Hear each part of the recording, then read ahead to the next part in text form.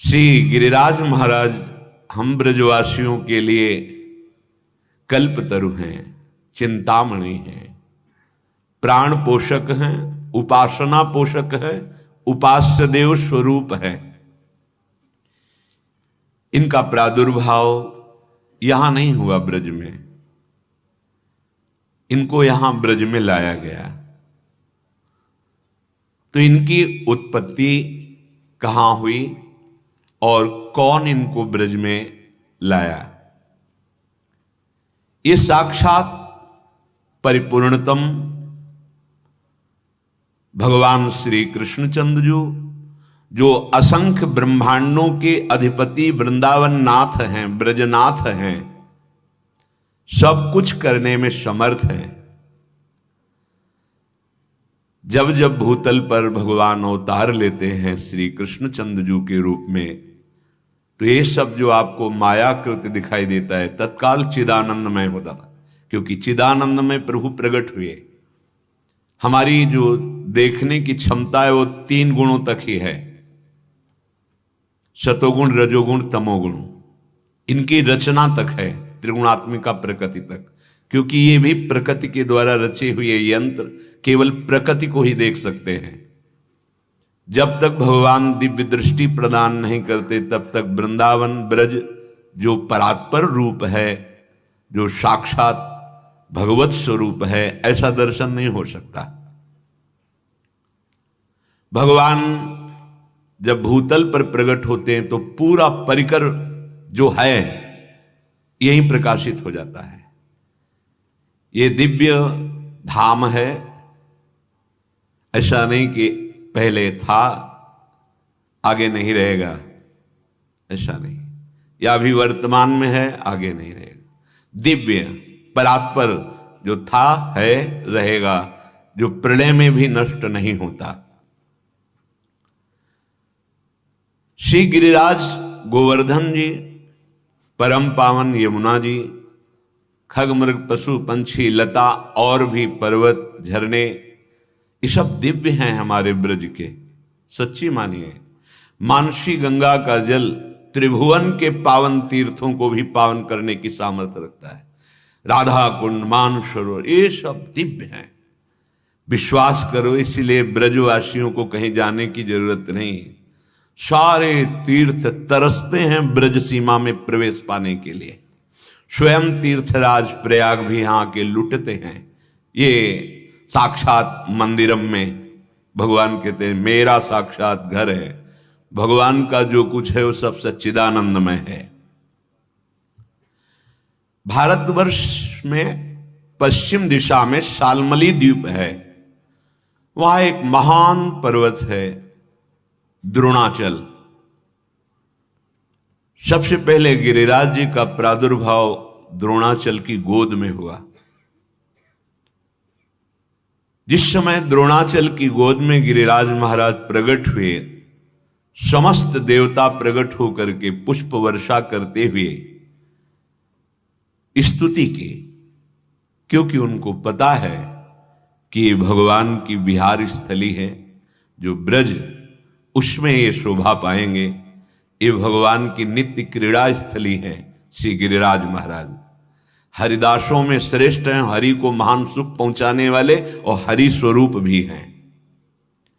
तो हिमालय आदि, सुमेरु पर्वत आदि जो महान पर्वत हैं, वो सब वहां आए और गिरिराज जी का अभिषेक किया। गोवर्धन जी का प्रणाम करके, परिक्रमा करके, सबने अभिषेक करके गिरिराज पद पर अभिषेक किया, वहीं द्रोणागिरि पर ही, क्योंकि ये भगवत स्वरूप है। जैसे गिरिराज संबोधन हिमालय, गिरिराज संबोधन सुमेरु पर्वत, 4 लाख योजन स्वर्ण का, ये सब आकर के द्रोणागिरि पे मध्य में विराजमान गोवर्धन जी का अभिषेक किया और उनको गिरिराज पदवी दी कि हम जितने सब गिरि हैं, आप हम सबसे श्रेष्ठ हैं, क्योंकि भगवान की नित्य लीला स्थली में आप पधारेंगे, भगवान आप में लीला करेंगे, इसलिए हम सबके आप वंदनीय हैं। और वहीं अभिषेक हो गया गिरिराज पद पर। महान पर्वतों ने गोवर्धन जी की स्तुति की। साक्षात आप परिपूर्णतम हैं। ये परिपूर्णतम शब्द भगवान में ही लगता है। गोवर्धनोपरि सुराः पुष्प वर्षम प्रचक्किरे हिमालय सुमेरुवाद्या शैला सर्वे समागता। त्वं ही गोवर्धनो नामो वृंदारण्ये विराजसे त्वन्नो गिरीणाम सर्वेषां गिरिराजोषिषां प्रतम। नमो वृंदावनांकाय तुभ्यं गोलोक मौलिने पूर्ण ब्रह्म तपत्राय नमो गोवर्धनाय च। सब महान पर्वत स्तुति करते हैं गोवर्धन जी की। हे पर्वतराज, आप साक्षात परिपूर्णतम भगवान श्री कृष्णचंद ही हैं। गिरिराज जी महाराज दिव्य गवों का समुदाय और गोपाल रूप से भगवान श्री कृष्ण आप में क्रीड़ा करेंगे। गोप सुंदरियों सहित आपके ही समीप तलहटी में रास करेंगे। गोपी वृंदावन, आपका सर्वश्रेष्ठ नाम गोवर्धन। आप वृंदावन की गोद में विराजे हैं। गोष्ठ वृंदावन, गोपी वृंदावन, नवनिभृत निकुंज वृंदावन। हे समस्त भूमंडल के पवित्र तीर्थ, पवित्र गिरि, इनके मुकुटमणि गोवर्धन जी, हम सब आपको बार बार प्रणाम करते हैं, क्योंकि स्वयं भगवान श्री कृष्ण आपको अपने कर कमल पर धारण करेंगे। स्वयं भगवान श्री कृष्ण ब्रजवासियों के साथ आपकी पूजा करेंगे। ये सब दिव्य हैं। जैसे हिमाचल तो सर्वबुद्धि अधिष्ठात्री माता अंबा पार्वती जी, इन्हीं की पुत्री हुई हिमाचल पुत्री। ये सब दिव्य तनुधारी हैं।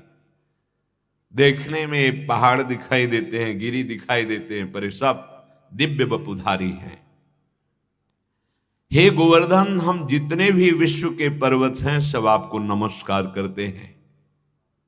जब इस प्रकार गोवर्धन जी की स्तुति और गिरिराज पद पर अभिषेक हुआ, सब गिरिराज जी से अनुमति लेकर के अपने अपने स्थान को पधारे। गोवर्धन गिरिराज जी को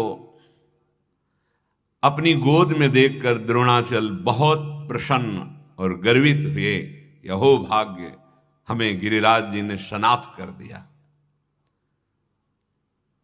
कुछ समय पश्चात मुनि श्रेष्ठ पुलस्त जी तीर्थ यात्रा के लिए भूतल पर भ्रमण कर रहे थे। जब उन्होंने द्रोणाचल की गोद में विराजमान गिरिराज गोवर्धन को देखा, जिसमें गौर श्याम शोभा प्रकाशित हो रही थी। आप गौर से देखना गिरिराज जी की शिला में थोड़ा हिस्सा गौर वर्ण और थोड़ा हिस्सा श्याम वर्ण, मानो प्रिया प्रीतम का मिलित रूप गिरिराज जी प्रकाशित कर रहे हैं। गोवर्धन जी को देखते ही आसक्त हो गए पुलस्त ऋषि। बहुत ही सुंदर माधवी, मालती आदि लताएं लिपटी हुई, वृक्ष फूलों के भार से लदे हुए, बड़े सुंदर झरने, बहुत सुंदर सुंदर कुंड, सब गिरिराज जी में ही विराजमान थे। गिरिराज महाराज को देखते ही इतना लुभायमान हुए, इतनी अपार प्रीति उत्पन्न हुई कि अब लगा कि नहीं, गिरिराज जी को तो हम अपने साथ ले जाएंगे। इनकी कंदराओं में बैठकर भजन करने से जो सुख मिलेगा, जिनके दर्शन से इतनी शांति और आसक्ति प्रकट हो रही है, अगर इनकी कंदराओं में बैठकर हम भजन करेंगे तो परमानंद की बाढ़ आ जाएगी। सैकड़ों शिखरों से सुशोभित रत्नमय, परम मनोहर, मंगलमय गिरिराज जी को देख करके इन्हीं पर तपस्या करने का निश्चय करके इनको ले जाने का संकल्प बनाया। विविध धातुएं, विविध रंग की लताएं, विविध फूलों से फूली हुई, ऐसे अद्भुत झरने, ऐसे अद्भुत कुंड, ऐसी भूमि जो चढ़ाव उतार से युक्त, नाना प्रकार के पक्षी कोलाहल कर रहे हैं, मृग बंदर और भी पशु पक्षी गोवर्धन में विचरते हुए देखे महाराज पुलस्त जी ने। मयूरों की तो पूछो मत, केकी ध्वनि से गूंज रहा था गोवर्धन, नृत्य कर रहे थे मयूर।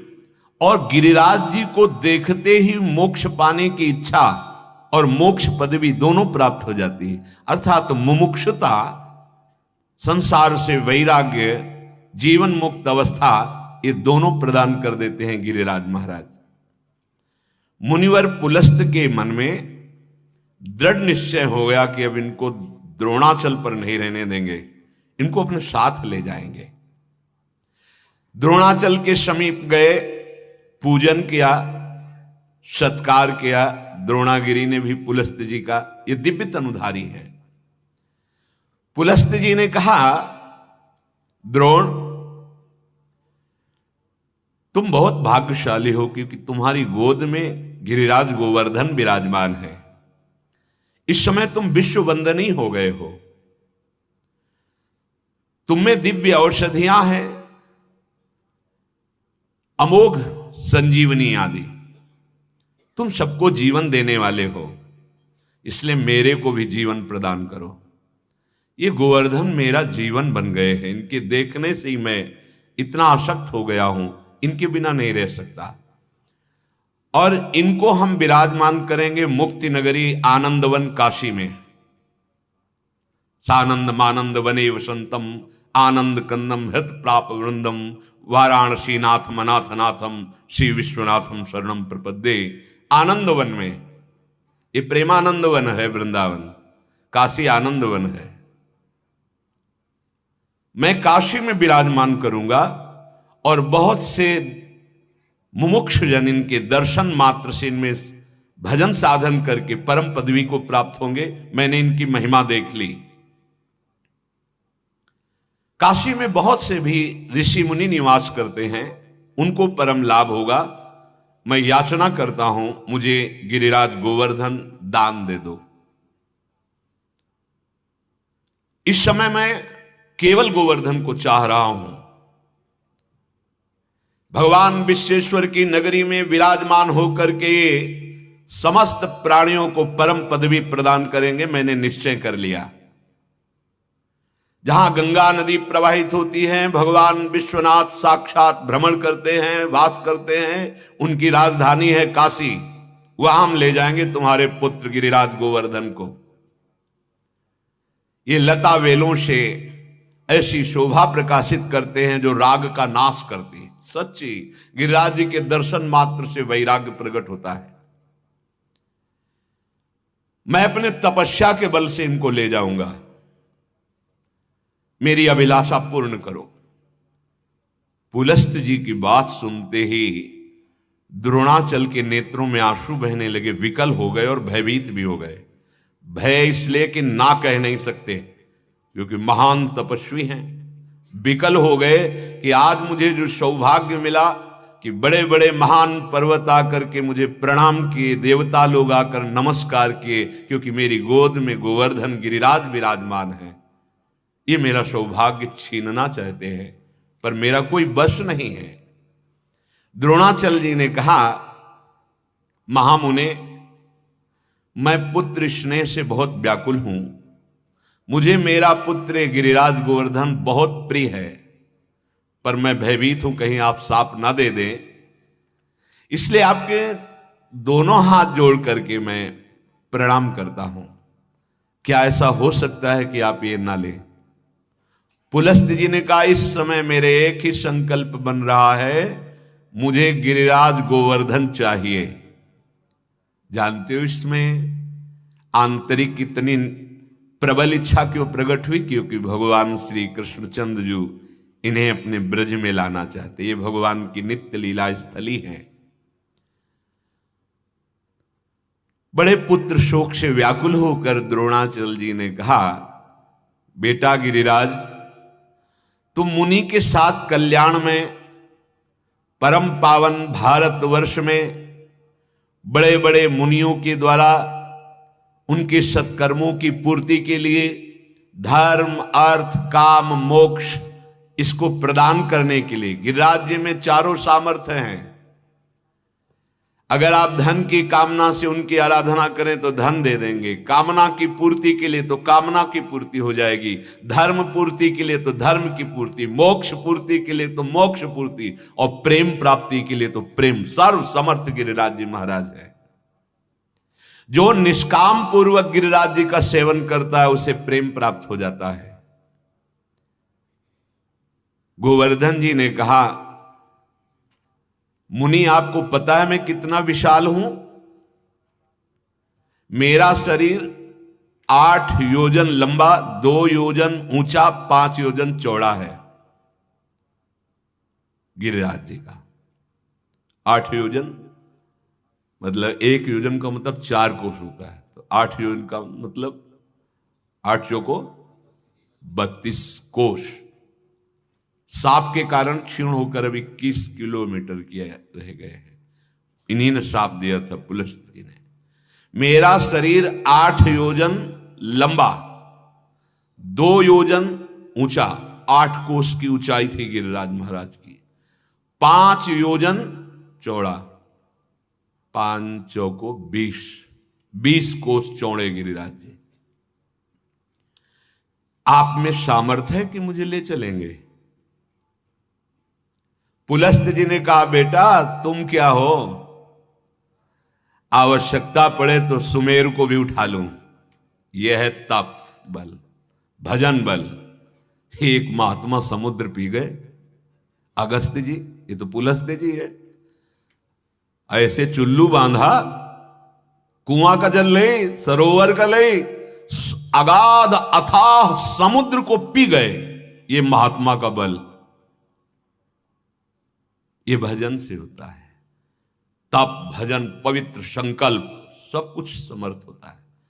इसीलिए हम अपनी सामर्थ्य को खो बैठे, क्योंकि धर्म विरुद्ध विषयों का सेवन, मनमानी आचरण, शास्त्र विरुद्ध कर्म, हम अपनी अध्यात्म शक्ति को खो बैठे। नहीं, जो आत्म तत्व अगस्त्य जी में है, जो पुलस्त जी में है, वही आप में है। अब इस तिजोरी को खोलकर कौन कितना धन खोज पाता है, बस बात इतनी है। नहीं, स्वरूप में अंतर नहीं है, स्वरूप सबका वही है। कहा, मेरी हथेली पर तुम ऐसे सुखपूर्वक बैठकर चलोगे मानो कोई वजन ही नहीं, तुम चिंता मत करो। जब तक काशी नहीं पहुंच जाऊंगा प्रण करता हूं तुम्हें कहीं नहीं रखूंगा। ये अपने बल का वर्णन किया पुलस्त जी ने। गोवर्धन जी ने कहा, पक्का पक्का, मेरी भी प्रतिज्ञा सुन लो। आपने कह दिया कि काशी तक आपको गोद में लेके चलूंगा, बीच में कहीं नहीं रखूंगा। और अगर आपने रख दिया तो फिर आपका तप और संकल्प काम नहीं करेगा, आप हमें उठा नहीं पाएंगे। जहां आप रख देंगे वहां से फिर आप उठा नहीं सकते। पुलस्त जी ने कहा, पूरे सालमली द्वीप को उठा करके भारत देश में पहुंचा सकता हूं। तुम गोवर्धन चिंता मत करो, रास्ते में कहीं भी नहीं रखूंगा, कोई विश्राम नहीं करूंगा। हमारी आपकी बात पक्की, मैं कहीं नहीं रखूंगा। और गिरिराज जी ने कहा, जहां रख दिया वहां से कभी नहीं उठूंगा। बात पक्की हो गई। तदनंतर महान पर्वत द्रोणाचल जी ने गले से लगाया गिरिराज जी को। गिरिराज जी ने नमस्कार की मुद्रा में खड़े हो गए अपने पिता को प्रणाम करके, और पुलस्त जी ने सहज में ऐसे गिरिराज जी को गोद में ले लिया। द्रोणाचल के आंखों से प्रेमाश्रु बह रहे थे कि गिरिराज जी अभी हमें सौभाग्य प्रदान कर रहे थे, अब ऋषि ले जा रहे हैं। दाहिने हाथ पर रखकर पुलस्त मुनि अपने तेज बल से बहुत आराम मुद्रा में सहज में चलते चलते ब्रज 84 कोष के अंदर प्रवेश किया। गोवर्धन गिरिराज जी ने सोचा, मेरा तो घर आ गया। और ये महात्मा बड़े तपस्वी हैं, बड़े तेजस्वी हैं, अब मुझे अपने घर में रुकना है, मुझे जाना नहीं, क्योंकि मैं समझ रहा हूं मेरे प्रभु श्री कृष्णचंद्र जी अपने ग्वाल बाल सखाओं के साथ मेरे में खेलेंगे। मेरे ही समीप दान लीला, मान लीला आदि बड़ी पावन प्रेममयी लीलाएं प्रभु करेंगे। मुझे अन्यत्र नहीं जाना, ब्रजभूमि से एक कदम बाहर नहीं जाना। इसलिए निषेध किया गया है, गिरिराज जी की शिला को कोई भी कभी भूल से भी उठाकर ब्रज से बाहर न ले जाए, नहीं तो भारी अपराध लगता है। प्रायः लोग ऐसी गलती कर देते हैं कि हम अपनी सेवा में विराजमान करने के लिए गिरिराज जी को बाहर नहीं, ब्रज 84 को उसके अंतर्गत ही बाहर नहीं ले जा सकते। आप अगर ले गए हो तो अपराध मोचन के लिए तत्काल गिरिराज जी में आके पधरा दो और क्षमा मांगो और परिक्रमा करो, प्रणाम करो। आपके लिए मंगलकारी नहीं होगा गिरिराज जी को यहां से ले जाना। इस ब्रज भूमि को मैं कभी नहीं छोड़ूंगा।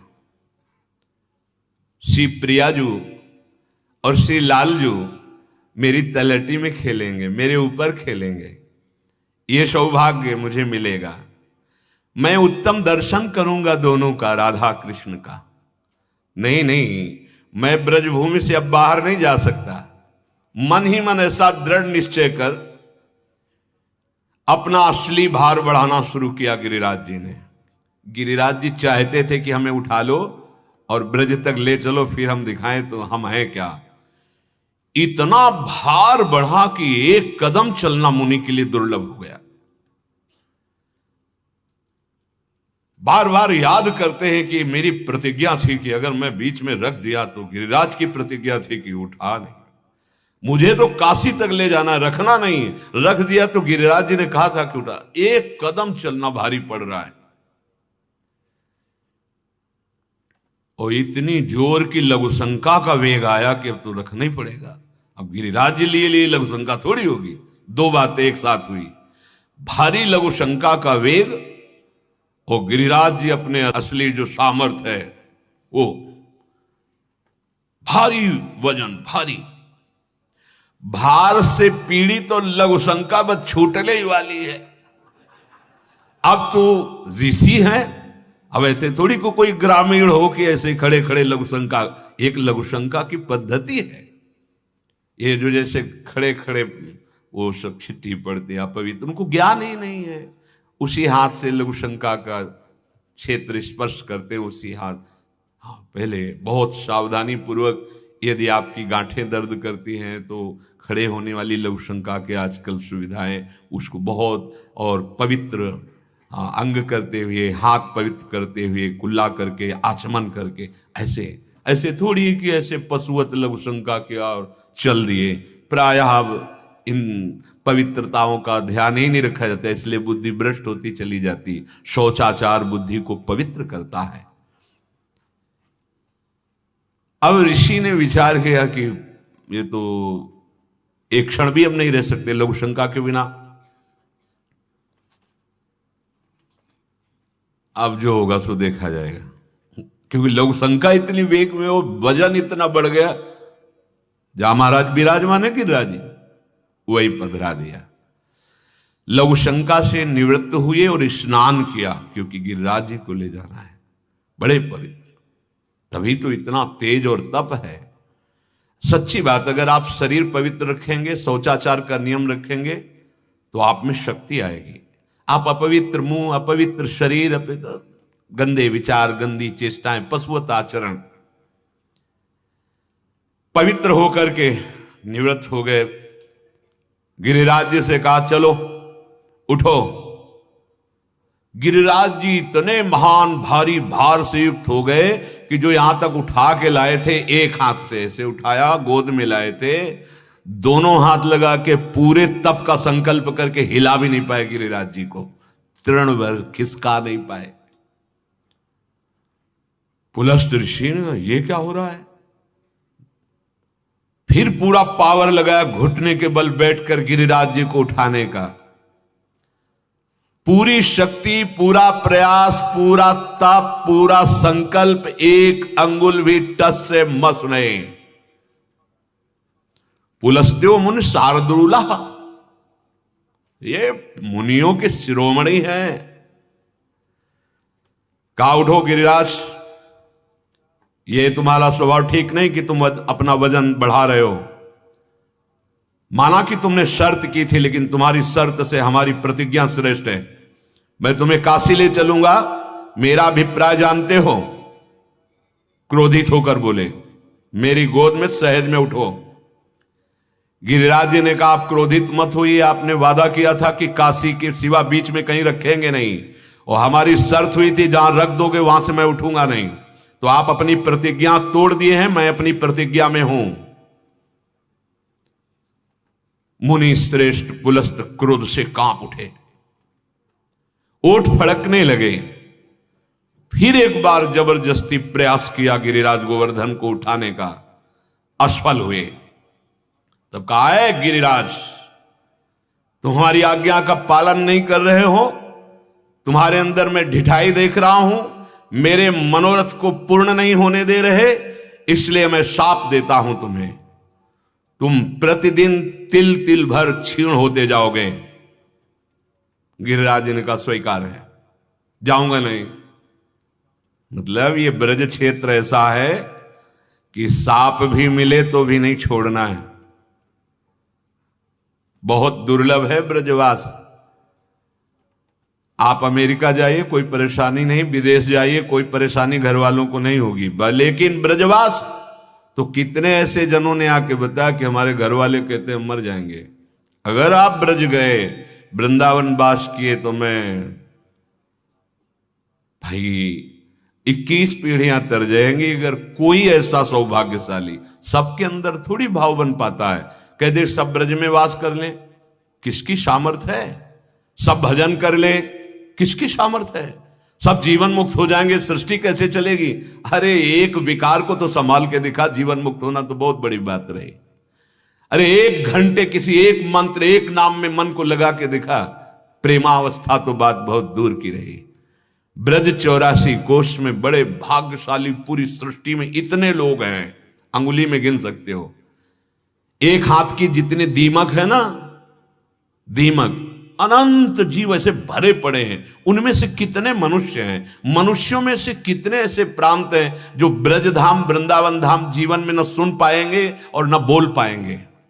फिर यहां वास, मानो बाजी जीत गए। लाडली लाल ने हमें ब्रजवासी बनाया, वृंदावन वासी बनाया।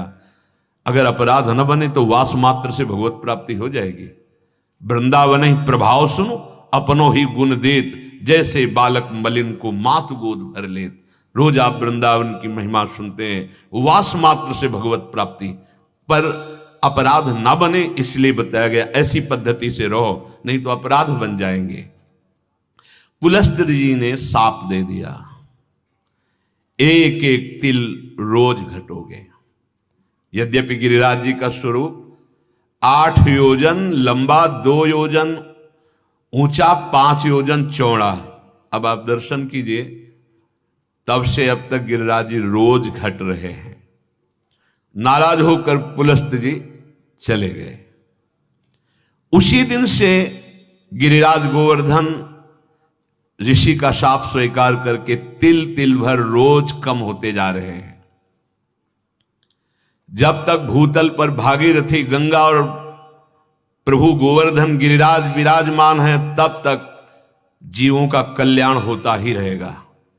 ऐसे महात्मा प्रकट होते रहेंगे, ऐसे भक्त प्रकट होते रहेंगे जो भगवत प्राप्ति करेंगे और दूसरों को भी भगवत प्राप्ति का बल प्रदान करेंगे। जिस दिन इस भूतल से भागीरथी गंगा और गिरिराज जी अंतर ध्यान हो गए, तो कलयुग का प्रचंड तांडव प्रारंभ हो जाएगा। उस कोटि का जिसमें सर्वनाश महापाप ही होगा। भाव भ्रष्टाचारा सब संसारा, धर्म सुने नहीं काना, कलिकाल बिहाल के मनुजा, नहीं माने को अनुजा तनुजा। मानो गिरिराज जी और भागीरथी गंगा कलयुग के प्रभाव को रोके हुए हैं। श्री गिरिराज गोवर्धन तब से हमारे ब्रजमंडल में विराजमान हैं, सबका मंगल परम सुख करने के लिए। भगवान का जब प्रादुर्भाव हुआ श्री कृष्णचंद्र जो 7 वर्ष के जब हुए, तब तक गिरिराज जी की महिमा ब्रजवासियों के सामने अप्रकट थे।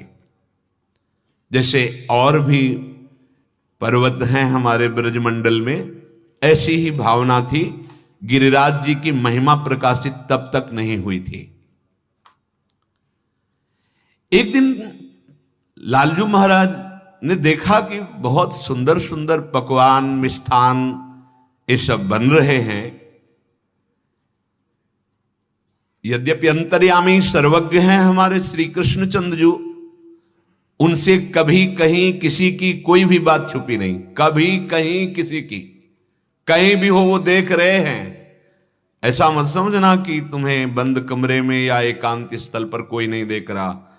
वो देख रहा है जो हमारा न्यायाधीश है, उसे किसी के प्रमाण की जरूरत नहीं, इसलिए डरो, असत कर्म से डरो। कहीं कोई भी कहीं हो, कुछ भी जो कर रहा है वो श्री कृष्ण देख रहे हैं। आपको छूट दिए हुए हैं, आप अशुभ कर्म करो या शुभ कर्म, परिणाम आपको अवश्य भोगना पड़ेगा। यद्यपि भगवान सब बात जानते थे, फिर भी बाबा के समीप गए, जो बड़े बूढ़े गोपों के बीच में बैठे थे नंदराय जी। विनयावनत हाथ जोड़ करके कहा कि बाबा, आज ये किसका बड़ा भारी उत्सव हो रहा है? इसका क्या फल है? किस उद्देश्य से ये जो विविध प्रकार के भोग सामग्री बनाई जा रही है, उत्सव की तैयारी की जा रही है, ये किसके लिए है? इसका उद्देश्य क्या है?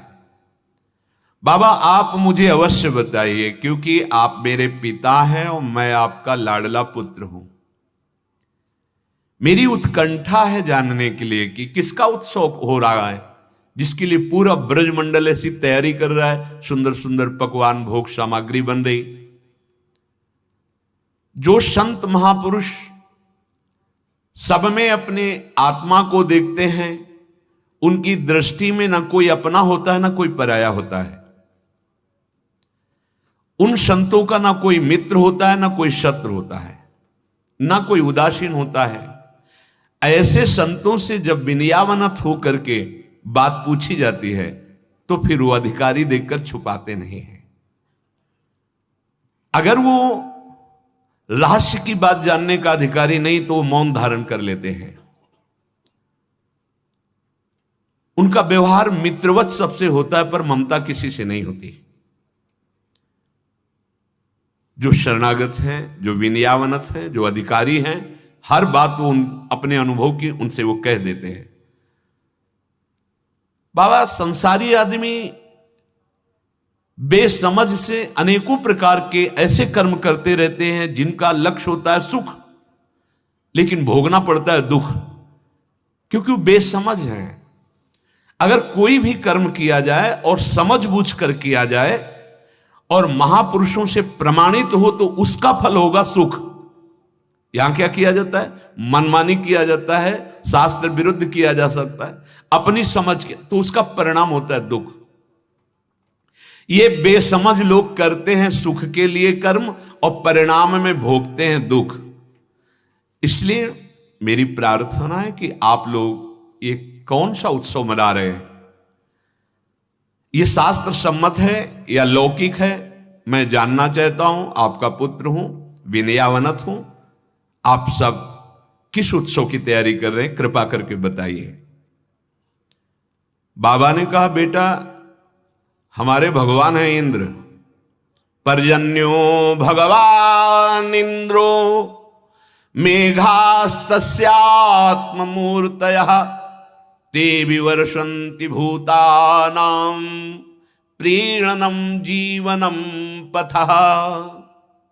लालाया, हमारे भगवान हैं इंद्र, ये मेघों के स्वामी हैं। मेघ इन्हीं की आज्ञा से वर्षा करते हैं। वर्षा से अन्न घास आदि प्रकट होती है। अन्न से हमका मनुष्यों का जीवन और तृण आदि घास आदि हमारे जो गाय आदि हैं इनका जीवन पोषण होता है। प्यारे पुत्र, संपूर्ण ब्रजवासी जन मेघपति भगवान की पूजा इन विविध पदार्थों से करने की तैयारी कर रहे हैं। क्योंकि मेघ भगवान इंद्र के अधीन हो, जब भगवान इंद्र प्रसन्न होंगे तो मेघों को आदेश करेंगे, वो वर्षा करेंगे और हम सबका प्राणियों का पोषण वर्षा के द्वारा अन्न घास आदि से। बड़े शक्तिशाली हैं वो भगवान। फिर इस यज्ञ से, उत्सव से जो बचता है, हम सब ब्रजवासी लोग उसे प्रसाद मान करके पाते हैं। उन्हीं की वर्षा से हम सबका जीवन निर्वाह होता है। खेती आदि प्रयत्न वर्षा से ही सफल होते हैं। तो ये हमारी बहुत कुल परंपरा चली आ रही है, और जो कुल परंपरा से धर्म चला आ रहा है उसे काम, लोभ, भय या द्वेष से परंपरागत धर्म छोड़ा नहीं जाता। अगर छोड़ दे तो मंगल नहीं होता, नंद बाबा ने ऐसा कहा। भगवान ब्रह्मा शंकर आदि का भी शासन करने वाले श्री कृष्णचंद्र जी ने नंद बाबा और ब्रजवासियों की जब बात सुनी तो बाबा से कहा कि बाबा, बहुत विचार पूर्वक हमारी बात सुनना। कर्मणा जायते जंतु कर्मणैव विलीयते, सुखम दुखम भयम क्षेमम कर्मणैवाभिपद्यते। सिद्धांत है, प्राणी अपने कर्म के अनुसार ही पैदा होता है, कर्म के अनुसार ही सुख दुख भोगता है, कर्म के अनुसार ही मर जाता है। भय या अमंगल उसके कर्म का परिणाम होता है। यदि कर्मों को ही सब कुछ ना मानकर उनसे भिन्न किसी को फलदाता समझे तो वो फलदाता भी कर्म के अनुसार ही फल देता है। कर्म ना करने वालों पर उसका कोई प्रभाव नहीं चलता। सभी प्राणी अपने अपने कर्म का फल भोगते हैं। अवश्य में भोक्तव्यम कृतम कर्म शुभाशुभम। कर्तारम भजते सोपि न कर्तु प्रभुर्हिषः। तो भी किमिंद्रेणे भूतानाम श्वास्वा कर्मानुवर्तिनाम अनीशे नान्यथा कर्तुम स्वभाव विहितम नृणाम। ये इंद्र के बीच में आपने क्यों कि ये भगवान है, फलदाता है? प्रधानता तो कर्म की है। पिताजी, पूर्व कर्म जो हमने किए हैं उनका फल सुख दुख रूप से अभी आ रहा है। अभी जो हम कर्म करते हैं वो आगे फल मिलेगा। बिल्कुल पक्का सिद्धांत समझो। अभी हम भजन करना शुरू किया, हमें शारीरिक कष्ट मिल गया, विपत्ति आ गई, ये भजन का इससे कुछ लेना देना नहीं। ये पूर्व में जो आपने फसल बोई थी वो आई है। अब जो कर रहे हो बड़ा मंगल होगा आगे चल। लेकिन अज्ञानी जीव नहीं समझता। वो जब किसी धर्मात्मा महात्मा भगवत मार्ग में चलने वालों को पीड़ित देखता है ना, देखो ये भजन का फल, हमको कोई कष्ट नहीं है, कोई भजन वजन नहीं करते। हाँ, तुम्हें बहुत लंबी यात्रा करनी भाई, बहुत हिसाब किताब है, इसीलिए इनका हिसाब किताब खत्म हो रहा है। इनकी यात्रा पूर्ण हो गई है, अभी अपने घर जाने वाले हैं। अर्थात समस्त संचित कर्म भस्म, क्रियमाण निष्फल, प्रारब्ध का भोग, जीवन मुक्त। कर्म फल को अपने प्रयास से बदला नहीं जा सकता, जिससे शरीर की रचना है। एक है ताकत भजन की, पर अगर उसे कर्म फल को बदलने में लगा दिया तो शरीर तो मरेगा ही एक ना एक दिन। फिर आपको लाभ क्या मिला? भजन। भजन का फल है शरीर राग हट जाए, जो प्रारब्ध दुख सुख आवे गंभीर होकर भोग लो, नया शरीर ही ना मिले, प्रभु के पास चले, जीवन मुक्त हो जाए। तो जो खूब भजन करता है तो ये समझ आ जाती है, तो उस अपने प्रारब्ध को आदर सहित भोग लेता है। उसे मिटाने की सामर्थ्य है भजन में, ऐसा नहीं कि नहीं है। बड़े बड़े महापुरुषों में देखा गया स्वयं कष्ट सह रहे हैं दूसरों के कष्टों को मिटा करके, अपने कष्ट को नहीं। क्योंकि अपने शरीर को, प्रारब्ध को जानते हैं कि इसको हम सहज में भोग लेते हैं, और भजन का प्रताप जगत मंगल के लिए, भगवत प्राप्ति के लिए, भगवत प्रेम के लिए है। बहुत सुंदर विषय भगवान वर्णन करते हैं। किसी के आशीर्वाद की क्या जरूरत है? यदि आप सच्चे आचरण से चलते हो, भगवान के आश्रित हो, नाम जप कर रहे हो, तो साफ जितने भी देवता, ऋषि, मुनि, मनुष्य, धर्मात्मा, महात्मा सब आप पर कृपा कर देंगे। सुर नर मुनि प्रसन्नता ऊपर, विश्वास करो। और गलत आचरण करोगे तो चाहे जहां चले जाओ, चाहे जो आशीर्वाद, कोई लागू नहीं होगा। गलत शास्त्र विरुद्ध आचरण, मनमानी आचरण किया तो शास्त्राबाहु अर्जुन ने बहुत संग किया दत्तरते भगवान को, बड़ा आशीर्वाद, सिद्धियां मिली, अंततो गत्वा, उद्दंडता नहीं गई तो क्या हुआ? वंश का विनाश कर दिया भगवान परशुराम जी ने। बिल्कुल विश्वास, यही हम समझाने के लिए बार बार, चाहे एकांतिक में हो, यहां कहते हैं कि तुम इन पार्थिव वस्तुओं पर विश्वास मत करो कि कोई जंतुर, कोई ऐसा कुछ, कोई भस्म कोई दे देगा कि तुम दुख रहित हो जाओगे।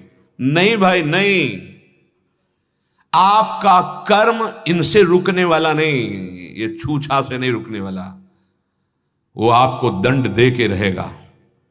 एक उपाय है, भगवान का आश्रय ले लो। कहते अहम त्वाम सर्व पापेभ्यो, सर्व, जमा वाला भी खत्म, आगे वाला भी खत्म, और प्रारब्ध को भी बहुत कम करके भुगवा देंगे।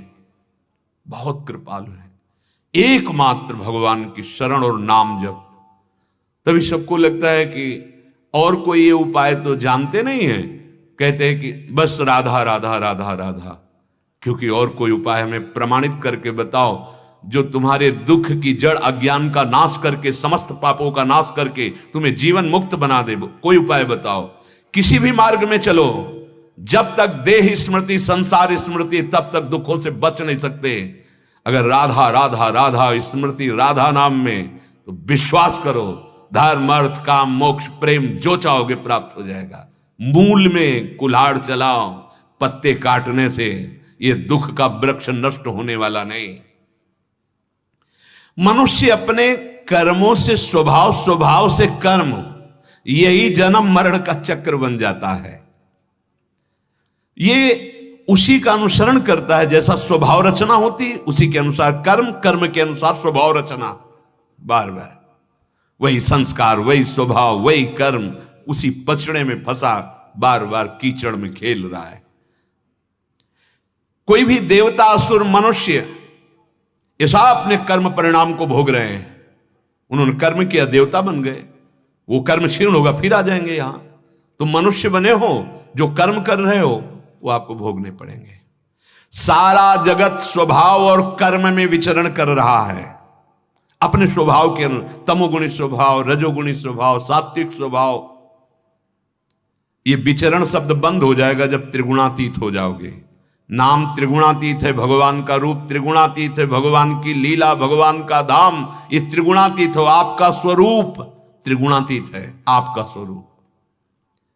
जीव अपने कर्मों के अनुसार उत्तम और अधम शरीरों को ग्रहण करता छोड़ता रहता है। ये चक्र, ये परंपरा रुकती नहीं है। अब रोकने का समय आ गया है।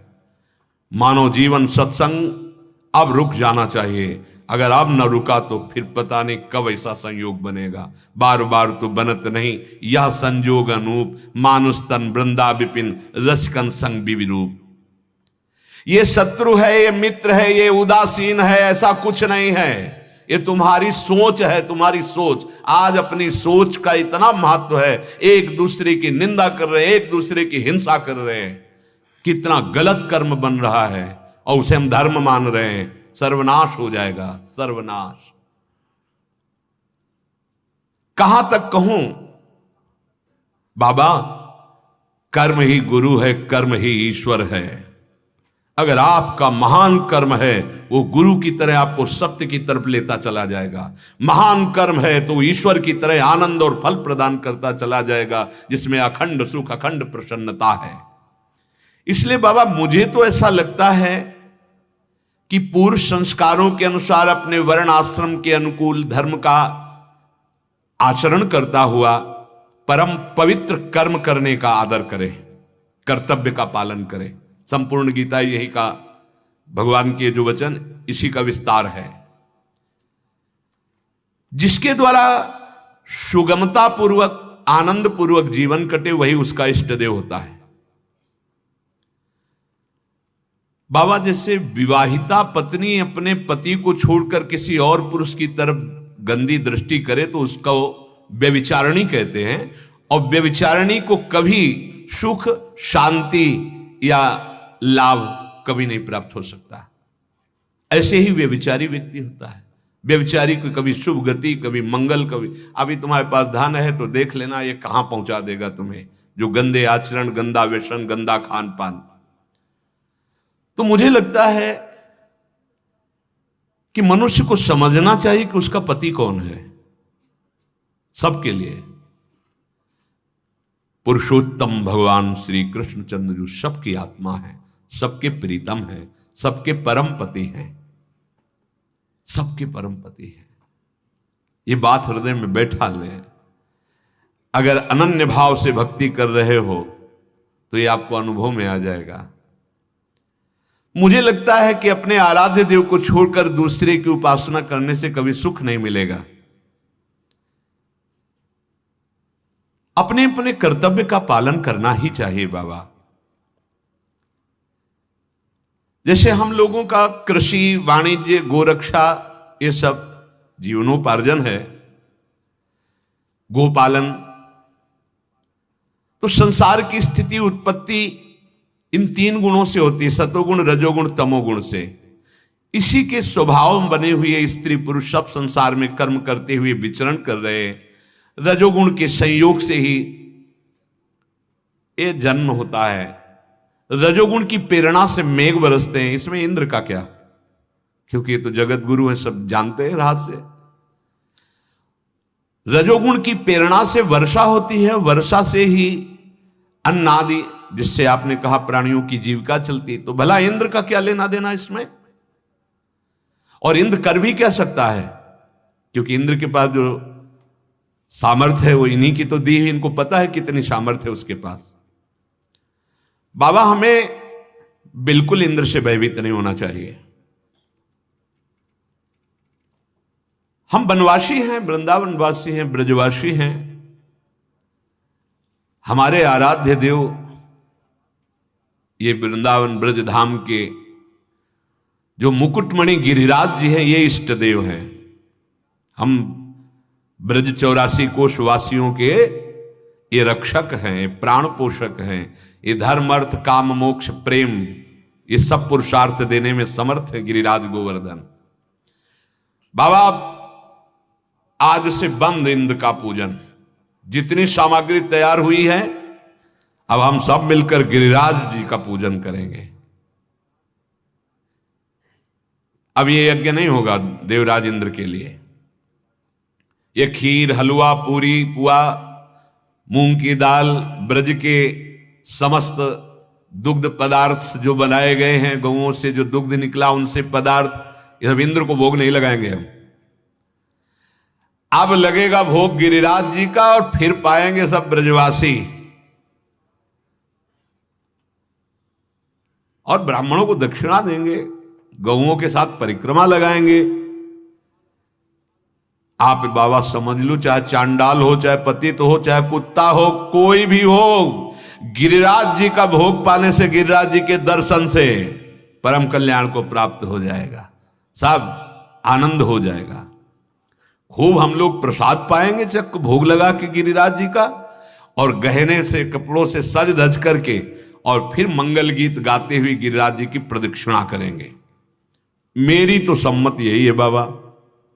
यदि आप सब ब्रजवासियों को बाबा आपको रुचे तो ऐसा ही कीजिए। देवराज इंद्र का बंद यज्ञ महोत्सव, अब होगा गिरिराज महाराज का महोत्सव। गिरिराज जी का पूजन मेरा साक्षात पूजन होगा। गिरिराज जी और मुझे में तनिक भी भेद नहीं है। मुझे बहुत प्रिय है गिरिराज जी। कालात्मा भगवान श्री कृष्ण सूक्ष्मता से देखा था कि इंद्र का घमंड बहुत बढ़ गया है, और भगवान का स्वभाव किसी का घमंड नहीं रखते, किसी का भी।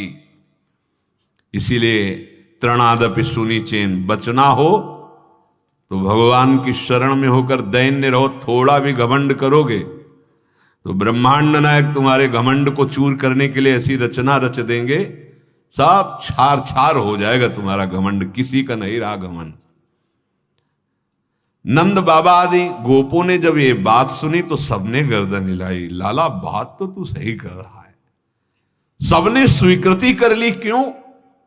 क्योंकि सबके हृदय में यही प्रेरणा करने वाले हैं, उर प्रेरक, यही उर में प्रेरणा करते हैं। भगवान श्री कृष्ण जैसा चाहते थे वैसा ही ब्रजवासियों ने स्वीकार कर लिया। ये बात है, जोई जोई प्यारो करे सोई मोह भावे। कुल परंपरा से पूजन होता चला आ रहा था, एक बार भी किसी ने प्रश्न नहीं किया। जैसा प्रभु ने कहा, अभी 7 वर्ष के बड़े बूढ़ों ने सबने भगवान की सलाह मान ली। अब तो ब्रज के ब्राह्मण बुलाए गए, स्वस्ति वाचन हुआ और छकड़ों में लाद लाद करके ब्रज 84 कोस के ब्रजवासी जन गिरिराज जी के समीप आए। खूब गौओं को स्नान कराकर श्रृंगारित किया गया, हरी हरी घास पवाई गई और बाबा ने गिरिराज महाराज के समीप आए हुए समस्त ब्रजवासियों से कहा, आज से यही हमारे आराध्य देव हैं ब्रज के, श्री गिरिराज महाराज। गोपीजन भी भली भांत श्रृंगार करके छकड़ों पर, गाड़ियों पर सवार होकर प्रभु की रूप माधुरी, लीला माधुरी का गान करते हुए गिरिराज महाराज के समीप आए। अब जे भी भोग लगना शुरू हुआ, ब्राह्मण मंत्रोच्चारण कर रहे, तो सब ब्रजवासी देख रहे कि भोग तो 56 प्रकार के, सब विविध पहाड़ के पहाड़ भोग, लेकिन भोग आरोगने वाले तो गिरिराज महाराज आरोग ही नहीं रहे। तो भगवान सबके मन की बात जान करके गिरिराज जी के रूप में प्रकट हो गए। वैसे ही श्याम वर्ण, वैसे जैसे एक पूजक बने हुए श्री कृष्ण और एक पूज्य बने हुए भगवान, विशाल स्वरूप धारण करके और कहा कि मैं गिरिराज हूं। आहा, देखो मैं गिरिराज हूं। और सारी सामग्री, खीर, पुआ, पूड़ी, कचौड़ी, पकौड़ी, जो विविध प्रकार के व्यंजन थे, भगवान पा रहे, ब्रजवासी गोपियां पवा रही हैं। अब तो सब ब्रजवासी आनंद से नाच रहे कि इतना जीवन हो गया, इंद्र का पूजन करते हुए कभी एक झांकी भी नहीं मिली, और पहला ही पूजन गिरिराज जी का हुआ। साक्षात प्रकट होके बोले, मैं गिरिराज हूं, बृहद बपू धारण किए हुए, शैलोस्मीति ब्रुवन, मैं गिरिराज गोवर्धन हूं। ब्रजवासी, जय हो महाराज, आप तो बड़े कृपाल हो, भोग देखते ही प्रकट हो गए। इतने बार भोग लगाया, देवराज इंद्र कभी आके झांकी भी नहीं दिए। सच्ची माली मूर्तिमान कल्पतरु हैं, चिंतामणि हैं गिरिराज जी महाराज। कोई भी कामना गिरिराज महाराज के लिए पूर्ण करने में कोई संशय नहीं, बस आप पद्धति से परिक्रमा पूजन। अब ऐसे नहीं कि गिरिराज जी की परिक्रमा लगा रहे हैं, मसाला खा रहे हैं, या कोई धुआं वाले ऐसे गंदे व्यसन कर रहे हैं, या आप गिरिराज जी की तलहटी में सोच लघु शंका कर रहे हैं। बहुत सावधानी की जरूरत होती है। साक्षात सिद्ध मूर्ति, भगवत स्वरूप गिरिराज जी महाराज। अहो भाग्य है हम ब्रजवासी हैं, जहां ऐसी महामहिमामयी एक स्थल, यहां कण कण में प्रिया प्रीतम का अद्भुत ऐश्वर्य, प्रभाव, माधुर्य सब विराजमान है। अब तो सब ब्रजवासी पवार हैं, प्रणाम करें, बोले अहो आश्चर्य है, आश्चर्य, गिरिराज जी हम पर बहुत प्रसन्न, साक्षात प्रकट होकर के पा रहे हैं।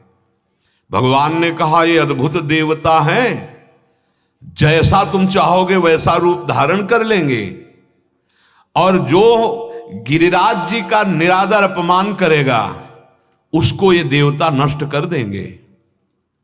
आओ अपना गौओं का और विश्व का कल्याण करने के लिए हम गिरिराज जी को प्रणाम करते हैं। भगवान समस्त ब्रजवासियों सहित गिरिराज जिनको प्रणाम कर रहे हैं वो भगवान, जो प्रणाम कर रहे हैं वो भगवान।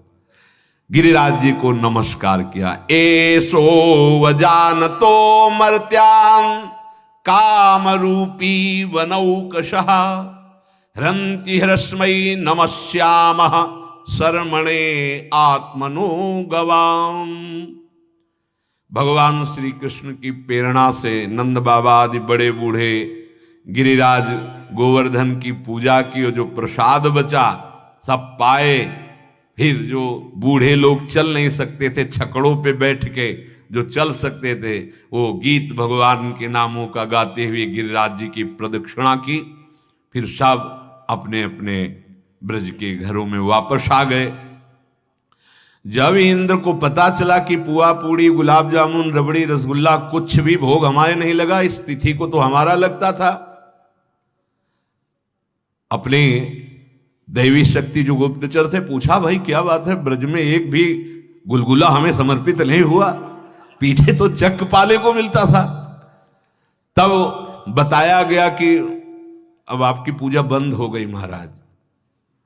नंद बाबा आदि ने गिरिराज जी की पूजा की, गोवर्धन की, और खूब उन्हीं को भोग लगाया गया और प्रसाद पाके सब खूब जय जयकार और परिक्रमा हुई है। अब पदाधिकारी देवराज इंद्र, उनकी आंखें लाल हो गई। इन ब्रजवासियों की इतनी हिम्मत, मुझ देवराज इंद्र का अपमान, मेरी भोग सामग्री गिरिराज को। अब इनके क्रोध से होगा क्या, बस ध्यान दीजिए। गोपेभ्या कृष्ण नाथेभ्यो नंदादिभ्य चुकोपसहा। क्या बिगाड़ लेगा देवराज इंद्र का क्रोध, जिसकी रक्षा करने वाले श्री कृष्ण हैं। बस जो पे कृष्ण चरण मन अर्पित तो करी है का नवग्रह रंक। ये जितने भी ग्रह नक्षत्र दैवी शक्तियां दैवी पदों पे विराजमान है, भगवान की प्रदत्त शक्ति से है।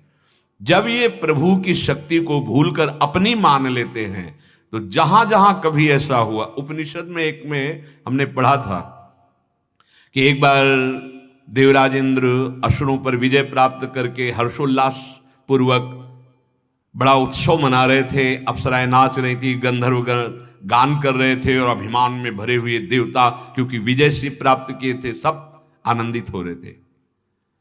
भगवान ने देखा कि शतोगुणी देवताओं को ये जो रजोगुणी तमोगुणी वृत्ति प्राप्त हो रही है, ठीक नहीं है, इनके अभिमान का मर्दन होना चाहिए। तो एक भयानक यक्ष के रूप में सामने प्रकट हुए, महान तेज महान बल। देवराज इंद्र देख के सहम गए और उन्होंने कहा कि कोई है इस सभा में जो पता लगा के हमें बतावे कि ये कौन प्रकट हुआ है।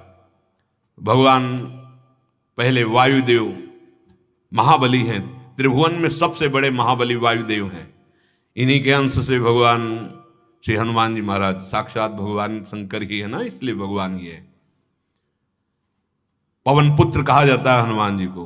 पुलस्त जी द्रोणागिरि में जो प्रकट हुए गोवर्धन, उनको लाए, और हनुमान महाराज जी को संशय हुआ कि इसमें संजीवनी कौन है, और सब संजीवनी जैसी पहचान बताई गई थी, वैसे वहां कालनेमी ने कर दिया था माया के द्वारा। सोचा अगर ले गए और सुसेन ने कहा ये औषधि नहीं, तब तो बड़ा गड़बड़ हो जाएगा, और औषधि मैं पहचान नहीं पा रहा, करूं तो क्या, पूरा द्रोणाचल उखाड़ लिया और वहां से सम्रांगण में पहुंचाया। अपार बलशाली, तो वायु देवता सबसे बड़े बलवान देवता है, उन्हीं से सबके प्राणों का पोषण होता है। समीप गए, आप कौन हैं? तो यक्ष ने कहा तुम कौन हो? तो उन्होंने कहा मैं महाबलशाली वायु देवता हूं, अगर मैं अपना प्रचंड रूप धारण कर लूं तो समस्त ब्रह्मांडों को तिनके की तरह उड़ा सकता हूं। 49 स्वरूप इनके। जब हनुमान जी महाराज लंका में आग लगा रहे, हरि पेरित तेहि अवसर चले मरुत 49 अट्टहास कर गरजा कपि बड़ी लाग आकाश। 49 मारुत पवन चल पड़े। बोला इतने तुम बलशाली हो, तुम ब्रह्मांडों को तिनके के समान उड़ा सकते हो? तो एक तिनका डाला और कहा उड़ा के दिखाओ। कितना बड़ा उपहास। तुरंत उन्होंने पावर लगा, नहीं उड़ा, पूरी शक्ति लगा दी। बोले तुम तो कह रहे थे ब्रह्मांडों को उड़ा देंगे, यहां तो तिनका नहीं उड़ा पा रहे हो। ग्रीवा नीची की, चले गए। देवराज इंद्र ने पूछा कौन है? बोले असमर्थ रहा परिचय प्राप्त करने में। महाबलशाली अग्निदेव प्रकट हुए, समीप गए। तुम कौन हो? उनका पहले आप अपना परिचय बताइए, कौन है आप? कहा मैं अग्नि देवता हूं, तुम्हारी सामर्थ्य क्या है? मैं पूरे ब्रह्मांडों को उपले की तरह एक क्षण में भस्म कर सकता हूं। तो ये तिनका है, इसको भस्म करके दिखाइए। पूरा पावर लगा दिया, तिनके से धुआं भी नहीं उठा। अग्नि देवता गर्दन नीची की और जाके बैठ गए, असमर्थ रहा उनका। देवराज इंद्र एकदम आवेश में उठे तो यक्ष अंतर्ध्यान हो गए। और बहुत पश्चाताप की कोई परिचय नहीं प्राप्त कर पाए, कौन था? इतने में भगवती अंबा प्रकट हुई और कहा, देवराज इंद्र तुम इतने घमंड में हो कि भगवान तुमसे बात भी नहीं करेंगे। वो यक्ष नहीं थे, साक्षात भगवान थे। ये तुम्हें बताने आए हैं तुम्हारे इन महाबली देवताओं में कोई ताकत नहीं है। न वायु देवता तिनका उड़ा सके, न अग्नि देवता तिनके को भस्म कर सके। इसलिए घमंड मत करो, तुम में जो सामर्थ्य है वो भगवान की दी हुई है। तो दैन्यता पूर्वक उनके हृदय में जो विजय का अभिमान था वो शांत हो गया। देवराज इंद्र भी थे विनय करने में भगवान के अवतार में, लेकिन भूल गए।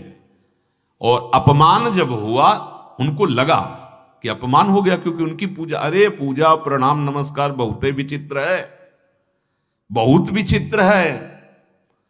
ये पूजा नमस्कार जिसको प्रिय लगने लगता है तो बहुत जन्मों की साधना में भी ये पानी फेर देता है। पूजा नम सम्मानम कलयाति घोर गरलम। भगवान बचावे, अंदर से बहुत सावधान। जहां कानों में पहुंचेगा और हृदय में गुदगुदी होगी तो जान लेना फोड़ा बढ़ रहा है, ऑपरेशन पक्का। और ऑपरेशन ऐसा भयानक होगा कि सह नहीं पाओगे, पक्का समझ लो। अगर प्रणाम नमस्कार ये सब स्वीकार किया जाए तो अहंकार रूपी फोड़ा बढ़ता है और भगवान इसका ऑपरेशन फिर होश का इंजेक्शन लगा के करते हैं, बिल्कुल चेतना में। अब वो कहता है मैं किसी काम का नहीं रह गया, तो बोले अब राम के हो जाओ, अब श्याम के हो जाओ। हाँ, सुनेरी मैंने निर्बल के बलराम। देवराज इंद्र को बड़ा गुस्सा आया। इंद्र को देवराज पद का घमंड था, स्पष्ट भगवान व्यासदेव जी लिख रहे हैं, सुखदेव जी गान कर रहे हैं। उन्होंने ये मान रखा था कि मैं त्रिलोकी का ईश्वर हूं, मेरे से बढ़कर कोई नहीं है। क्रोध से तिलमिला उठे और प्रलय के समय जिन मेघों को छोड़ा जाता है उन सांवर्तक नामक मेघों को कहा कि ब्रज को अभी इसी क्षण जलमग्न करके नष्ट कर दो।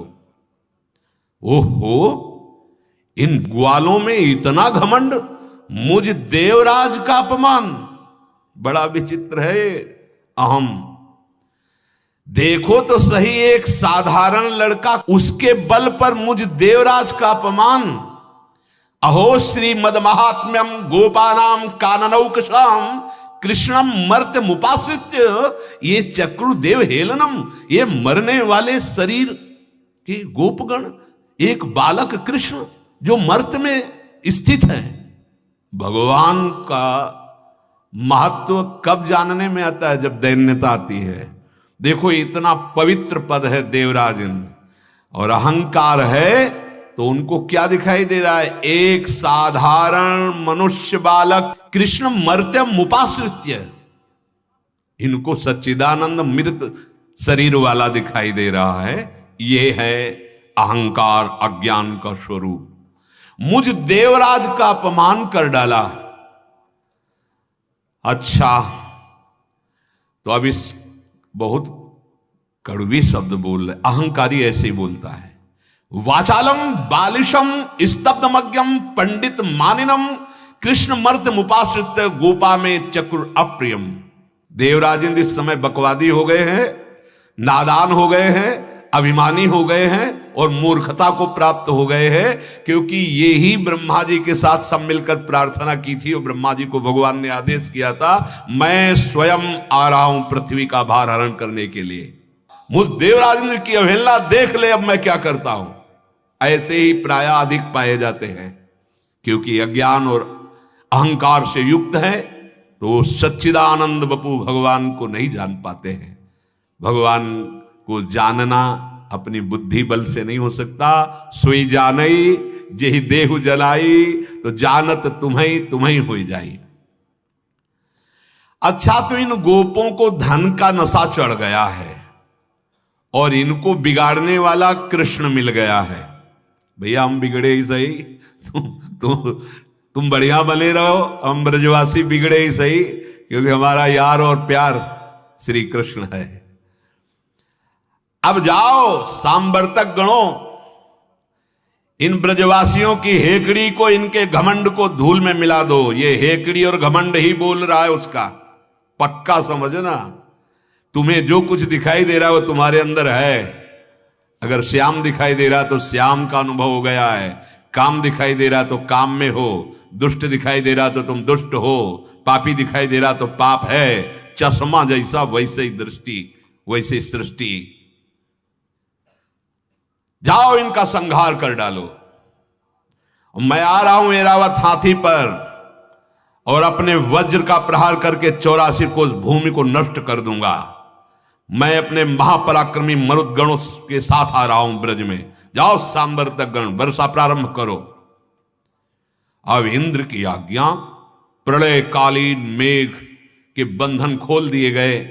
अब वो बड़े वेग से बाबा के ब्रज 84 कोस के ऊपर छा गए, और मूषल होता है जितना, वैसी धारा वर्षने लगी। मूषल धार, जितना मूषल होता है, बूंद तो इतनी, लेकिन वो ऐसी नहीं, मूषल इतना मोटा तो, ऐसी मोटी मोटी धारें बरसने लगी। हाहाकार मच गया क्षण में, क्योंकि मोटी धार एक जगह थोड़ी, पूरे ब्रज 84 कोस में ऐसी बिजली कड़के की भयावह, बादल टकरा टकरा कर, प्रचंड आंधी, प्रचंड वर्षा, प्रलयंकारी मेघ, दल के दल बादल आते हैं और ढेर सारी वर्षा करते हैं। कोई कोना नहीं बचा जहां हाहाकार न मच गया हो ब्रज में। झंझावात, बिजली की कड़क, भारी वर्षा, सब पशु पक्षी ग्वाल बाल सब कांपने लगे, व्याकुल हो गए। सबने कहा श्री कृष्ण तुम्ही ने कहा था कि गिरिराज महाराज का पूजन करो, देवराज इंद्र का बंद को देखो, देवराज इंद्र कितना प्रलयंकारी वर्षा। छोटे छोटे बच्चों को लोग अपनी छाती के नीचे छुपाए हुए हैं, कांप रहे हैं। भगवान श्री कृष्ण के समीप जाकर कहा कि श्री कृष्ण अब तुम ही बचा सकते हो, तुम ही ने रुकवाया था, बोलो। हम ब्रजवासी जनों के तुम प्राण हो। अब तो कृष्ण केवल तुम्हारे ही भाग्य से हमारी रक्षा हो सकती है। हे कृष्ण, इस गोकुल के एकमात्र, ब्रज के एकमात्र रक्षक और आप स्वामी हो। इंद्र के क्रोध से बचने के लिए हमारे पास कोई उपाय नहीं, केवल आप ही उपाय हो। धन्य है, इसीलिए ब्रजवासी जनों का प्यार तो देखो, आप ही मेरे उपाय हो। बस इतना ही इशारा काफी। हमारे भव समुद्र से पार होने का उपाय क्या है? श्री कृष्ण। आनंदित रहो इनका आश्रय लेकर के। भगवान ने कहा बिल्कुल बिल्कुल नहीं, कोई भयभीत नहीं होगा, किसी एक जीव की क्षति नहीं होगी। भारी ओलों के साथ वर्षा प्रारंभ थी। देवराज इंद्र की करतूत देकर मुस्कुराए, और उनका एक क्रोधित होकर के अपना प्रभाव दिखाना चाहता है। अरे ब्रज का नाश काल भी नहीं कर सकता, देवराज इंद्र तू क्या है? ये प्रचंड वायु, ये ओले, ये वर्षा कुछ हमारे ब्रजवासियों का बिगाड़ नहीं सकती। देख मैं तुझे कैसा जवाब देता हूं। मूर्ख, तू अपने को लोकपाल मानता है, ऐश्वर्य और धन का घमंड करता है। तेरे आज घमंड को चूर चूर कर दूंगा। तत्काल सुदर्शन को आज्ञा की, एक बूंद पानी ब्रज में नहीं। अरे भगवान भगवान है, इनके सामने कौन है? देवता लोग सतोगुण प्रधान होते हैं। अरे अभिमान, सतोगुण में अभिमान, ऐश्वर्य मद का अभिमान, पद का अभिमान। तुम सतोगुण से चित हो रहे हो तो तुम्हें दंड मिलना चाहिए, तुम्हारा मान भंग होना चाहिए, तुम्हें शांति मिलेगी इससे। ये सारा ब्रज मेरे आश्रित है, जो मेरे द्वारा स्वीकृत और आश्रित है। त्रिभुवन में कोई भी उसको कष्ट नहीं पहुंचा सकता। उनका मैं रक्षक होता हूं, जो मेरे आश्रित। यही हम लोगों की छाती में जो बल है ना, यही बल है। सच्ची मानिए, बल के महाबल, बलम बलवताम श्रेष्ठम, ये श्री कृष्ण का बल। और जहां श्री कृष्ण का बल, जिस बल से प्रभावित हो गया, वो मेरे बल सी वृंदावन रानी। मैं रक्षक हूं जिसका त्रिभुवन में कोई, मैं इसे दिखाता हूं कि कितना सामर्थ्यशाली है। मेरा एक व्रत है, ध्यान दीजिए, भगवान कह रहे मेरा एक व्रत है। जो संत जन हैं, जो भक्त जन हैं, जो मेरे आश्रित हैं, जिनका मेरे सिवा कोई नहीं, छोटे से छोटा, बड़ा से बड़ा कार्य और उनकी रक्षा करना, ये मेरा व्रत है। पक्की बात है। कदम कदम पे आपने किसी और को अपना मान रखा है, इसलिए आपको दिखाई नहीं दे रहा, नहीं तो कदम कदम पे प्रभु दिखाई देते हैं। कैसे प्यार करते हैं, कैसे दुलार करते हैं, कदम कदम पे उनका प्यार। भगवान का व्रत है, भगवान का प्रण है। भगवान श्री कृष्ण ने सबसे कहा आओ गिरिराज जी की तलहटी में। अब ब्रज 84 कोस से समिट के गिरिराज जी तक आने में कितना समय, इतने में तो प्रलय का वर्षा सब पधार जाते हैं। सुदर्शन जी अपना काम कर रहे हैं महान तेजों में, ना कोई ओला ना कोई, सब ठिठुरते हुए भाग कर गिरिराज जी के समीप आए। भगवान श्री कृष्णचंद्र जी ने तत्काल गिरिराज गोवर्धन को, जैसे बरसात में छोटे छोटे छत्ते प्रकट होते हैं, बच्चे खेल खेल में ऐसे उठा लेते हैं, ऐसे ऐसे गिरिराज महाराज को उखाड़ लिया 7 वर्ष के लालजू महाराज, और ऐसे धारण किया यहां पे गिरिराज महाराज को। सबसे कहा आनंद पूर्वक आ जाओ, बाल बच्चे पशु पक्षी सब गिरिराज जी की तलहटी में। यह एक आश्चर्य की बात है, बाबा के पास ही कई लाख गैया थी और बाबा कई भाई थे, उनके भी कई लाख थे। संपूर्ण ब्रज 84 कोष में वृषभानु बाबा के पास भी बहुत कई लाख गौएं थी। मतलब अगर गौएं देखो तो ये तो चिदानंद भूमि है। इसलिए गिरिराज जी की अंदर गुफा में जब गिरिराज जी को उठा लिया, संपूर्ण पशु पक्षी, माताएं बहनें, गोपीजन गोपजन, सब बालक वृद्ध सब आ गए आराम से। यह है सच्चिदानंद का प्रभाव। देखो तुम सब अपनी गौओं के सब सामग्री सब कुछ लेकर के गिरिराज जी के इसमें आ जाओ, गड्ढे पे। देखो तुम लोग शंका मत करना कि गिरिराज जी गिर जाएंगे क्या, नहीं, भगवान सबसे कह रहे शंका मत करना। ये गिरिराज तनिक भी हिल भी नहीं सकते, डरना मत। नहीं लगेगा कि लाला तो अभी 7 वर्ष का है, गिरिराज और थक जाए तो फिर कहीं सब दब जाए। मैंने सब व्यवस्था कर रखी है, आप सब आ जाओ। सब के सब ग्वाल बाल, गोधन, छकड़ा, पुरोहित, भृत्य, सब कुछ, क्योंकि प्रलयकालीन वर्षा हो रही, ये अवसर मिल रहा, किसी को पता नहीं चल रहा कि हम सब वर्षा में जो प्रारंभ में हुई थी ये कैसे कम हो गई। अवसर दिया ना सबको प्रभु, सुदर्शन चक्र ऊपर गुप्त रूप से। ब्रजवासी सब अंतर में जब आ गए तो अब जो पानी बाहर का था उठा लेने पर वहां खाली हो गया ना, तो वो पानी भर जाएगा ना। भगवान शेष जी को आदेश किया तुरंत अपने शरीर की मेड़ बनाओ, किसी को पता नहीं। भगवान अनंत महामहिम शेष जी ने ऐसे पूरी मेड़ बना दी कि एक बूंद पानी अंदर नहीं जाएगा। ऊपर सुदर्शन चक्र जी भगवान हैं भगवान, और ऐसे गिरिराज जी को। लेकिन 7 दिन भगवान ने न खाया न पिया, ऐसे न आराम न विश्राम। कुछ सखा लोग बीच बीच में कृपा करते और बोले हम लाठी लगाए तुम हटा लो थोड़ी देर के लिए। सखा तो मतलब उनको ये थोड़ी लग रहा है कि भगवान है।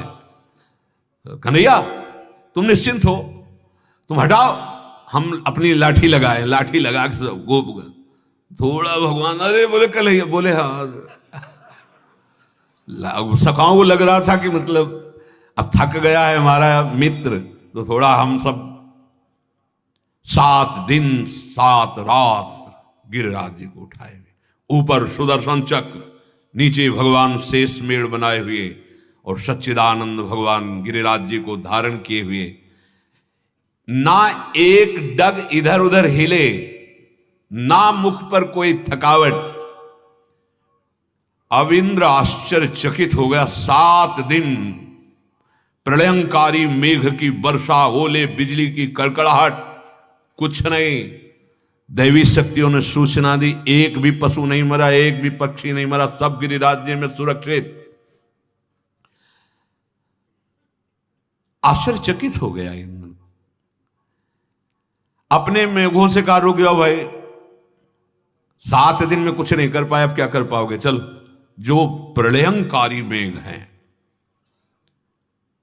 भगवान श्री कृष्ण जी ने जब देखा कि बिजली की कड़कड़ाहट, ओला बरसना, जल बरसना ये बंद हुआ, तो सबसे कहा, अब आप लोग निर्भय होकर निकले, दोबारा ये वर्षा नहीं कराएगा। ऐसी मेघ वर्षा जो प्रलयंकारी, वो नहीं कराएगा। आप विश्वास करो, निडर हो जाओ, कोई भय नहीं।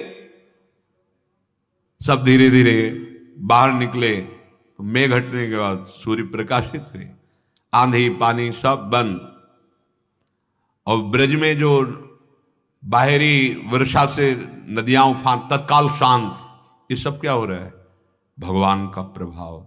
जैसे एक बार गौएं और ब्रजवासी मुंजाटवी में आग लग गई और फंस गए। पुकारा कृष्ण, कहा आप आंख बंद करो, पूरी आग पी गए। और सबने आंख खोल के देखा तो बंसी बट में विराजमान। कर तुम अकर तुम अन्यथा कर तुम, सर्व समर्थ प्रीतम है। विश्वास, ये लीलाएं भगवान की हमें बल प्रदान करती हैं। मेरे श्री कृष्ण कितने महान हैं, जितना भी बल ईश्वर सब इन्हीं से प्रकट हुआ है। प्रभु की आज्ञा पाकर गोधन, स्त्री, बच्चे, बूढ़े सब अपने अपने छकड़े लाद कर बाहर निकले। सर्वशक्तिमान भगवान श्री कृष्ण ने खेल खेल में गिरिराज जी को जब सब निकल गए तो विराजमान किया। अब तो ब्रजवासी, सखा, बड़े बूढ़े, गोपी सब दौड़ दौड़ कर श्री कृष्ण को, कोई ऐसे हाथ फेर रहा, कोई हृदय से लगा रहा है, कोई प्रेम दृष्टि से देख रहा है। भगवान श्री कृष्ण को कोई, जैसे बड़ी बूढ़ी गोपियां हैं, माथा सूंघती है, माथे पे चुंबन करती है, बड़ा सत्कार, बड़ा स्नेह है। कोई दही चावल से तिलक करती है। ये गिरिराज महाराज 7 दिन जो धारण किए, तो प्रभु का चिंतन कहां था उस समय? हरिवंश महाप्रभु कहते हैं, तेरो ये ध्यान राधिका प्यारी, गोवर्धन धर लालही। हित सजनी जी 7 दिन 7 रात्रि अखंड राधा ध्यान में डूबे हुए गिरिराज जी को। रासलीला में भी ठाकुर जी कहते, तुम सब ये समझते होगे कि मैंने गिरिराज उठाया, नहीं, राधा बल से गिरिराज उठाया। ऐसा वर्णन महाप्रभु कह रहे, आपके ही ध्यान में गिरिराज गोवर्धन धारी। प्यारी जू तेरो ही ध्यान राधिका प्यारी, गोवर्धन धर लालही। रात दिन जपत हरि विवस तव नाम, प्रतिपद विमल मन सितो ध्यान ते, निमिष नहीं टरिबो। जिह्वा से राधा राधा राधा और ध्यान श्री राधा प्यारी का। तो लालजू को कब 7 रात्रि 7 दिन व्यतीत हो गया पता नहीं चला।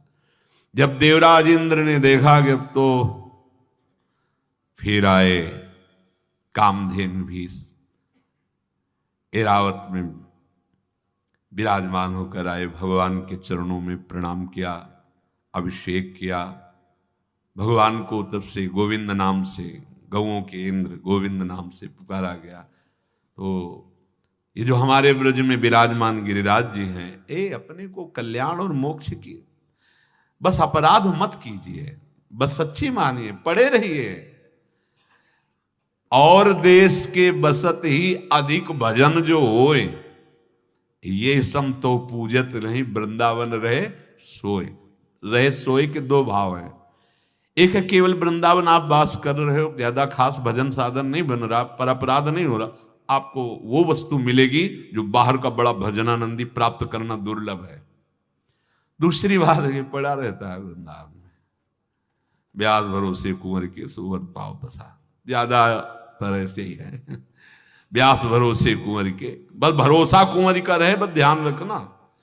ये ब्रज 84 कोस में कहीं भी कोई वास कर रहा हो, निश्चित परम पद का अधिकारी। सच्ची मानिए बहुत अपार महिमा ब्रजरज की, बड़ी अपार में। पूज्य राधा बाबा जी ने अपनी वाणी में वर्णन किया कि ये जो ब्रजरज है, ये समस्त शास्त्र और महापुरुषों के अनुभूत वचनों के अनुसार मैं कह रहा हूं, बाबा के वचन। अगर ब्रजरज का शरीर पर स्पर्श हो तो समस्त पापों का शमन करके, नाश करके श्री प्रिया प्रीतम के चरणारविंद में प्रीति प्रदान करती है। और कोई कहीं भी हो, उसका अंतिम समय हो, यदि उसके मुख में ब्रजकर्ण, ब्रजरज का कर्ण या शरीर पर स्पर्श हो जाए तो निश्चित भगवान को प्राप्त होता है। ब्रजरज की बड़ी महिमा है। और महाप्रभु हरिवंश चंद्र जी ने तो कहा, यो ब्रह्म रुद्र शुक नारद भीष्म मुख्य ही रालक्षितो न सहसा पुरुषस्य तस्य सद्यो वशीकरण चूर्ण मनंत शक्तिम अनंत शक्तिम तम राधिका चरण रेणु मनुष्य मरामी। अहो भाग्य, धन्य भाग्य अब हमारे हो गए, हमको ब्रजरज सेवन करने का सौभाग्य मिला, हमको ब्रजवास का सौभाग्य मिला, वृंदावनवास का सौभाग्य मिला। जो ब्रज से बाहर हैं, वृंदावन से बाहर हैं, वो निराश ना हो। आश्रय और वास का एक ही फल होता है। आप आश्रित होइए, यहां से रज ले जाइए, चरणामृत ले जाइए, रज का शरीर में लेप कीजिए और खूब नाम जप कीजिए और जो अपना कर्तव्य है उसे कीजिए। आश्रय रखिए ब्रजधाम ब्रजवास की भावना।